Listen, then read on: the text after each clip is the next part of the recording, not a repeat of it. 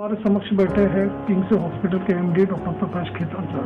Sir, हम आपसे ये जानना चाहेंगे कि कोविड-19 एपिडेमिक के प्रति लोगों में एक फियर पैनिक है, तो आज भी लोगों को हॉस्पिटल में आने के लिए डर रहे हैं और ओपीडी पर भी इसका इफेक्ट गिरा हुआ है। तो इफेक्ट क्या है और लोगों के मन में क्या पैनिक है, उस बारे में बताइए। देखिए, कोविड-19 जो पेंडेमिक चल रहा है उसमें ये जरूर है कि इसकी इन्फेक्टिविटी ज़्यादा है, लेकिन जैसे कि देखा जा रहा है कि 50% से अधिक लोग रिकवर भी हो चुके हैं और जो ओवरऑल डेथ रेट है वो काफ़ी कम है, 3 से 4% है, तो जो कोई भी साधारण दूसरी बीमारियों में भी होती है।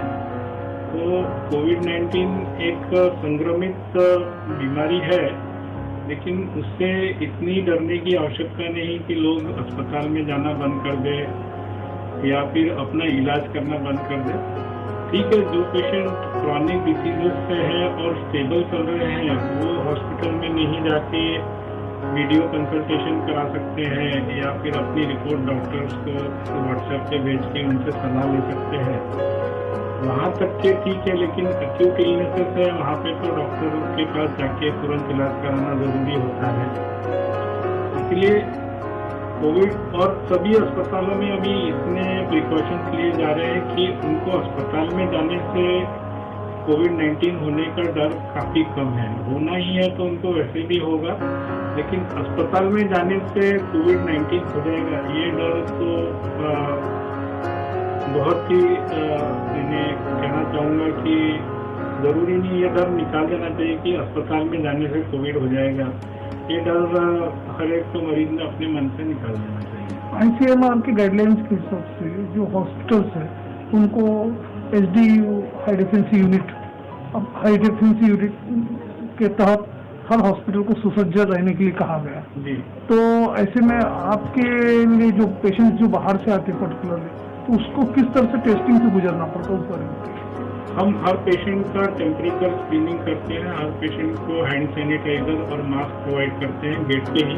जैसे ही वो पेशेंट की एंट्री होती है उसका टेम्परेचर स्क्रीनिंग होता है, उसका हिस्ट्री लिया जाता है, जो कोविड-19 के ये रहते हैं संभावित चिन्ह रहते हैं बीमारियों के, उनके बारे में उनको पूछा जाता है, उनका एड्रेस पूछा जाता है, वो कंटेनमेंट जोन से तो नहीं आ रहा है। इस तरह का पूरा एक क्वेश्चनियर उनसे भराया जाता है पहले, और साथ ही साथ उनका टेम्परेचर स्क्रीनिंग होता है और उनको सैनिटाइजर प्रोवाइड किया जाता है। जो पेशेंट के रिश्तेदार मास्क पहन के नहीं है उनको मास्क प्रोवाइड किया जाता है और पूरी हिस्ट्री मालूम करने के बाद ही उनको संभावित ओपीडी में डॉक्टरों के पास भेजा जाता है। अगर पेशेंट इमरजेंसी में आया है और उसको सांस का प्रॉब्लम है या बुखार है तो अलग से उसको आइसोलेशन रूम में लेके रखा जाता है, उसका कोविड-19 टेस्टिंग किया जाता है और जब तक कि उसका कोविड-19 का रिपोर्ट नहीं आ जाता तब तक वो आइसोलेशन में ही रहता है पेशेंट। और पूरे जो भी की केयर लेने वाले हैं हॉस्पिटल के नर्सिंग स्टाफ, सपोर्टिंग स्टाफ और डॉक्टर, पूरे वो पेशेंट को जब तक कि उसका कोविड-19 रिपोर्ट नेगेटिव नहीं आता है तब तक के उसको PPE पहन के ही उसका इलाज करते हैं, उसकी केयर करते हैं। तो ये सब प्रिकॉशन हम लोग इस अस्पताल में ले रहे हैं।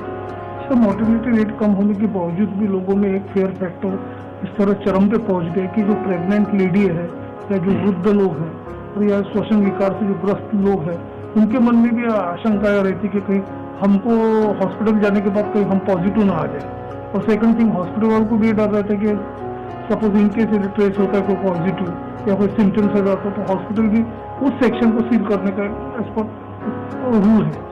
ये जरूरी दर्शाया गया है कि जो पेशेंट 60 साल से ज़्यादा उम्र के हैं या जिनको डायबिटीज, ब्लड प्रेशर या हार्ट की प्रॉब्लम है, उनमें अगर ये कोविड-19 इन्फेक्शन होता है तो उनमें क्रिटिकल होने के चांसेस काफ़ी ज़्यादा होते हैं। लेकिन अगर आप पूरा अगर भारत का ये देखेंगे तो ज़्यादा से ज़्यादा जो संक्रमित हुए हैं इस बीमारी से वो 21 साल से 60 साल के एज ग्रुप के हैं और थोड़े थोड़ा एक परसेंटेज 61 साल 70 साल की उम्र के लोगों में भी देखा गया है, लेकिन जो 70 साल और बियॉन्ड के लोग हैं उसका जो परसेंटेज है ओवरऑल इन्फेक्शन में वो काफ़ी कम है। तो ऐसा इसके दो कारण हो सकते हैं, एक है कि वो घर से बाहर ही नहीं निकल रहे हैं डर के मारे और घर में ही बैठे हैं, उसके कारण भी हमको ये देखने को मिल रहा है कि शायद जो 70 और अबोव के एज ग्रुप के उसमें इन्फेक्शन रेट इतना ज़्यादा नहीं है। और ये भी हो सकता है कि वो ग्रुप में चूँकि कहा गया है लेकिन उसमें इन्फेक्शन हुआ नहीं है, क्योंकि वो ऑलरेडी उनका केयर ज़्यादा हो रहा है। तो इसलिए जो मेन एज ग्रुप अफेक्टेड है सबसे ज़्यादा वो है 21 साल से 60 साल का, जिसमें ऑलमोस्ट 70 to 80% जो केसेस हुए हैं अभी तक के भारत में 4,40,000, उसमें करीब 70 से 80% जो इन्फेक्शन रेट हुआ है वो 21 साल से और 60 साल के एज ग्रुप के बीच में हुआ है। सर, संक्रमण का प्रकोप देखते हुए MMI की तरफ से भी एक गाइडलाइंस आई है महाराष्ट्र काउंसिल की तरफ से कि अपना लोगों में मतलब ये उसको जो टेस्टिंग मास लेवल पे जो हाई एंटीबॉडी रैपिड टेस्ट जो है वो कराया जाए। तो ऐसा लगता है कि आप इस स्थिति को सुधर सकते हैं जिसमें सौम्य लक्षण है, मीडियम लक्षण। एंटीबॉडीज टेस्ट कराने से हमको ये पता चलेगा कि कौन से कई पेशेंट को एसिम्टोमेटिक इन्फेक्शन होकर वो क्योर हो चुके हैं।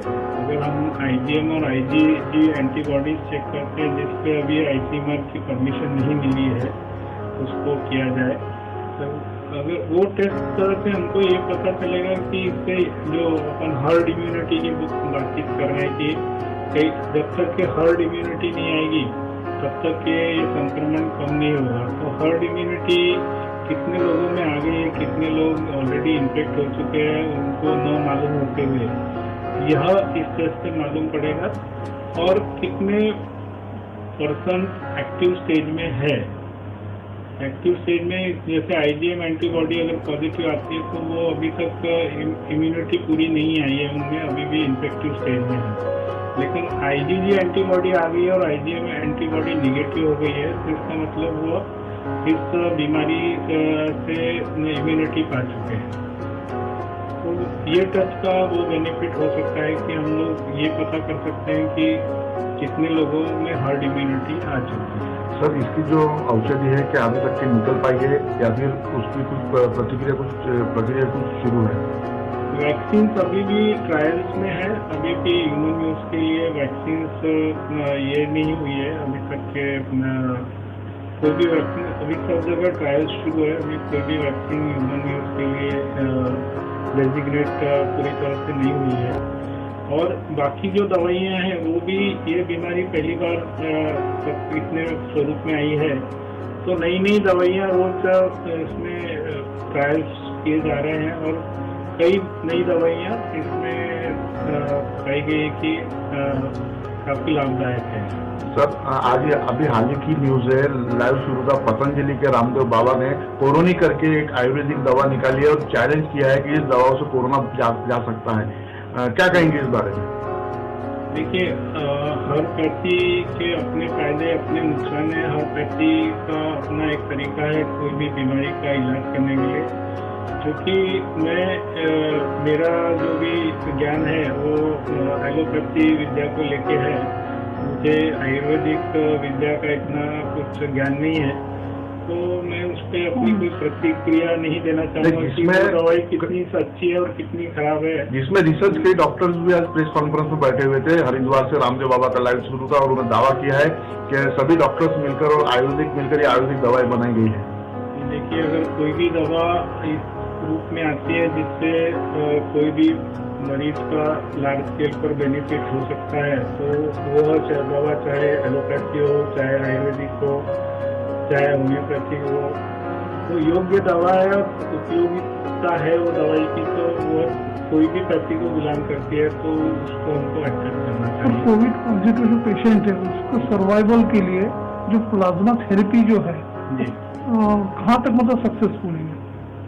हर बीमारी को, जैसे मैंने आपको बताया कि आईजीजी एंटीबॉडीज और आईजीएम एंटीबॉडीज, जो कोरोना से मरीज ठीक हो चुके हैं उनके प्लाज्मा में ये आईजीजी एंटीबॉडीज का प्रमाण अच्छे स्वरूप में रहता है।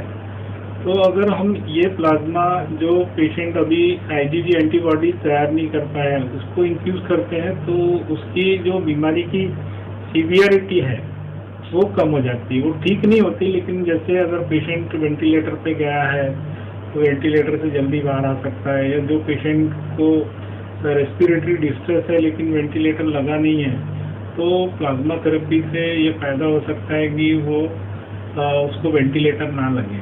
तो ये प्लाज्मा थेरेपी अभी बहुत बड़ा इसके ऊपर शोध चल रहा है अपने गवर्नमेंट मेडिकल कॉलेज में, तो हो सकता है इस शोध से हमको इस बारे में और ज़्यादा जानकारी मिले। नमस्ते, मैं हूँ doctor Prakash Ketan, managing director Kingsway Hospitals Nagpur. इस कोरोना पेंडेमिक में हमें आपका साथ चाहिए। हमें ज़रूरी है कि हम जब भी घर से बाहर निकले तब मास्क पहन के निकले। बार बार हाथ साबुन से धोना या सैनिटाइजर से क्लीन करना बहुत इम्पोर्टेंट है। और हम घर से तभी निकले जब ज़रूरी है, जब ज़रूरी नहीं है तब हम घर से बाहर ना निकले। और बाहर निकले तो हम ये ध्यान रखें कि हम दूसरे व्यक्ति से कम 6 फीट का दूरी बनाए रखें। सोशल डिस्टेंसिंग, हैंड सैनिटाइजेशन और यूज़ ऑफ मास्क, यह आपको कोविड-19 इन्फेक्शन से बचा सकता है। तो प्लीज़ टेक केयर, आप ध्यान रखिए। और कोरोना वॉरियर जैसे आम कर्मचारी है, साफ सफाई वाले कर्मचारी है, पुलिस कर्मचारी है, नर्सेस है, अस्पताल में काम करने वाले दूसरे कर्मचारी और डॉक्टरों को और इनको पूरा सहयोग कीजिए। धन्यवाद।